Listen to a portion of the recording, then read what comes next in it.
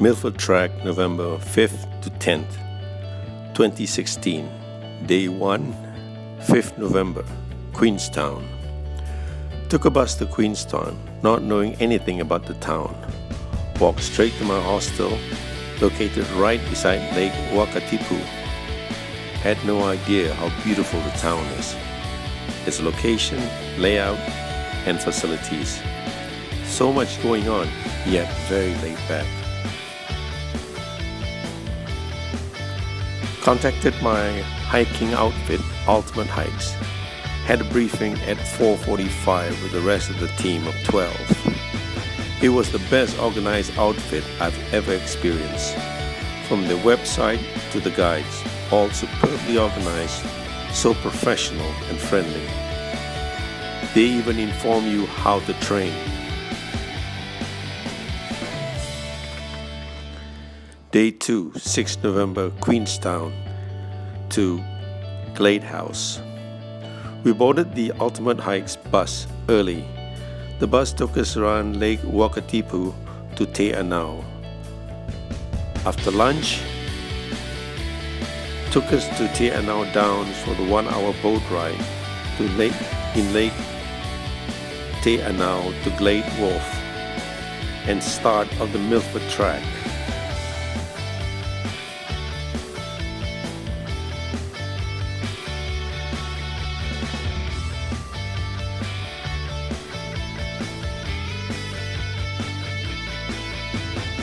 This is the start of the Milford Track.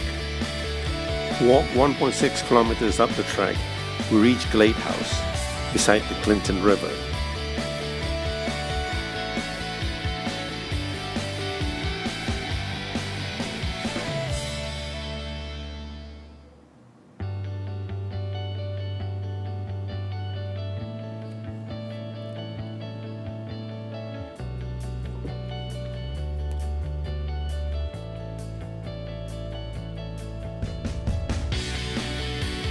After some refreshments, the guide took us for a familiarization nature walk before settling into the lodge for drinks, snacks, and dinner, followed by a short briefing on the day ahead. I thought dinner is going to be meat pies and drinks. I was most surprised. It was a formal, hot, chef-cooked full-course dinner. It was delicious. We had hot showers, washing and drying facilities. This is glamping. And the warm bed was outstanding. I'm going to enjoy this. Day 3, 7th November, Glade House to Pompolona Lodge, 16 kilometers, moderate walk. After a gourmet breakfast, we make our own packed lunch. We cross the Clinton River, swing bridge or suspension bridge, and follow the river. The river is so pristine you can drink out of it. All our water bottles are filled with river water or stream water.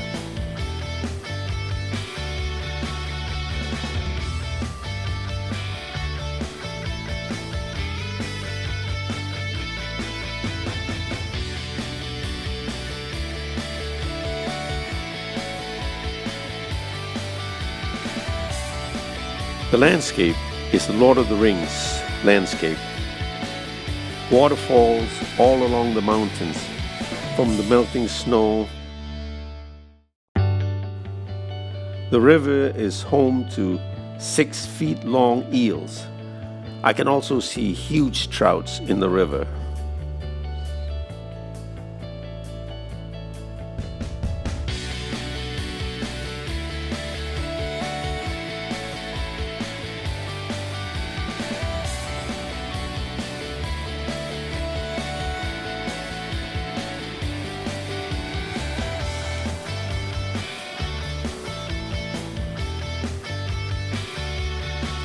There was a robin that will come right up to you to scratch the ground. Some native birds, like this robin and the weka, have no fear of humans. There was a weka, a weak a kiwi-like bird about the size of a hen, completely protected.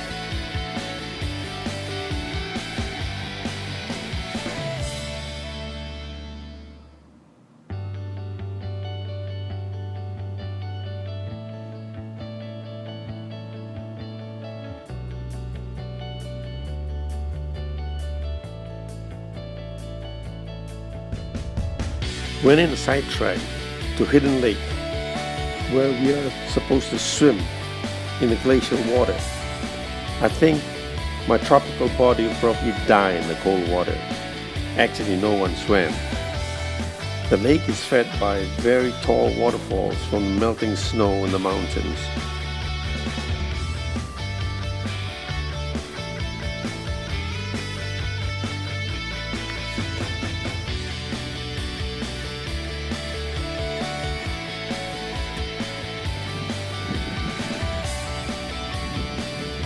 We can hear distant avalanches sounding like distant thunder. We pass a recent rock avalanche. Rock as big as cars, a range as wide as a river. It must have been massive.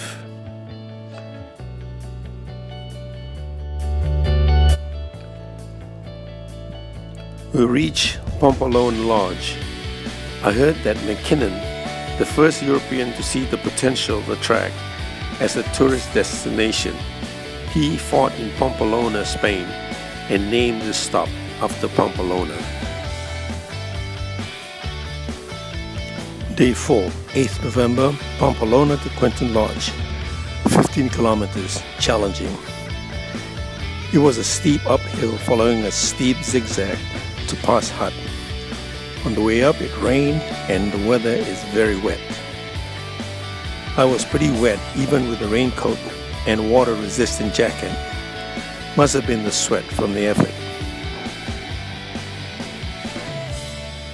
Right on top of McKinnon Pass, in the wind, my guide Ian said that we need to strip to the skin, change to dry thermals, fleece, and a new shirt.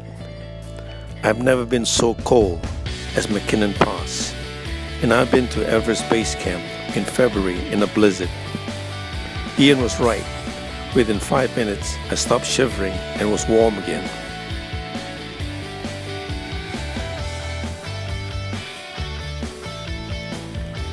It was so cold and wet, my camera malfunctioned, but can still take fuzzy pictures on and off. Day 5, 9 November, Quentin Lodge to Mitri Peak Lodge, 21 kilometers, moderate. It has to be a fairly fast walk to Sandfly Point. This section is full of waterfalls. So many waterfalls, so beautiful.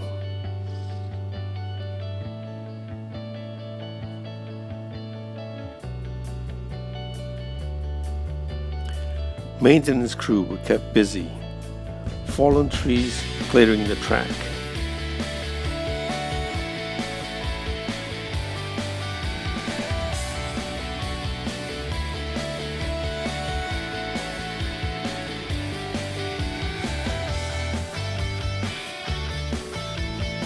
There were small lakes with wild ducks, so well preserved and so beautiful.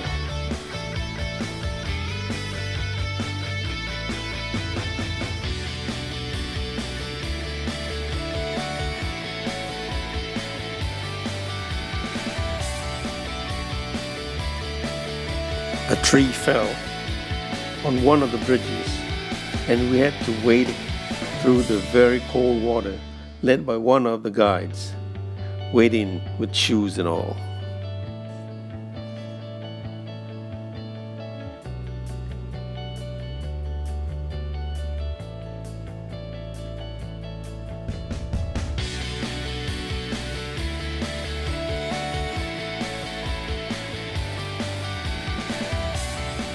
There was Bell Rock, where once the rock was in the river, and the sand is grounded the inside of the rock, leaving it hollow like a bell.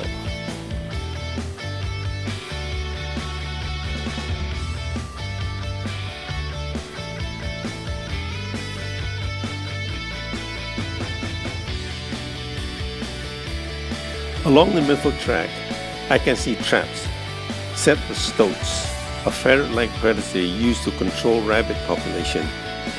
It was far easier for the stoats to eat birds, therefore had a devastating effect on the New Zealand unique bird life.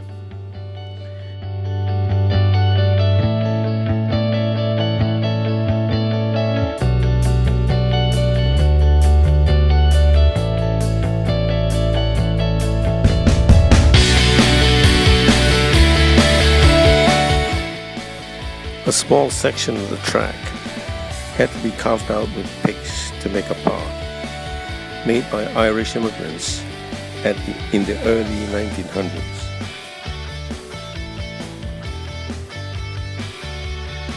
Communication used to be by telephone, and evidence of the wires are still there. The most beautiful was the spot where we had lunch at Giant Gate Waterfalls.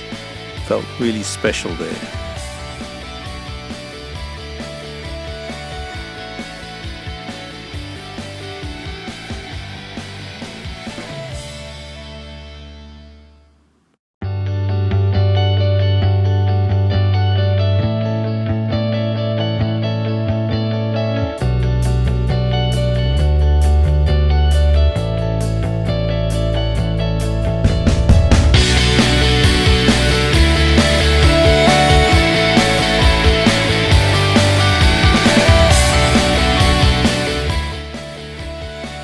From the waterfalls was a wide, even track to Sandfly Point. I thought it was just a name. It was full of sandflies in your ears, nose, and eyes. We caught a boat across Milford Sound to Mitri Peak Lodge. The track we just completed is an old Maori track used to gather and transport valuable green stones. Day 6, 10th November, Milford Sound cruise. As I walked down to the cruise ship, I saw the water was quite still, and I can see the reflection of the mountains on the water. Could not believe my luck to see the reflection of the mountains.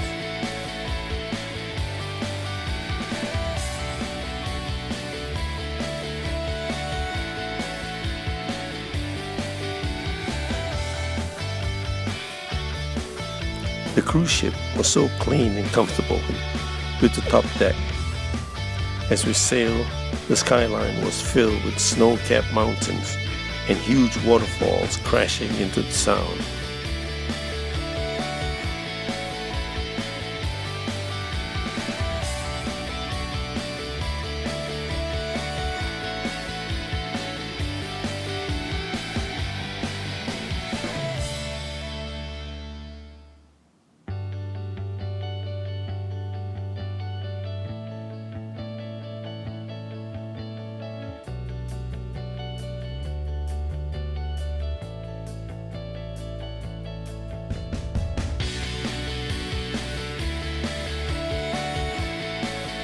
It was pointed out that you can see a huge fault line up mountainside.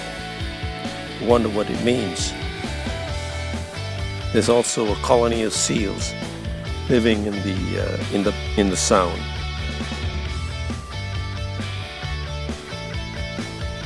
Helicopters are busy with their weekly flights to carry garbage and supplies to and fro the lodges.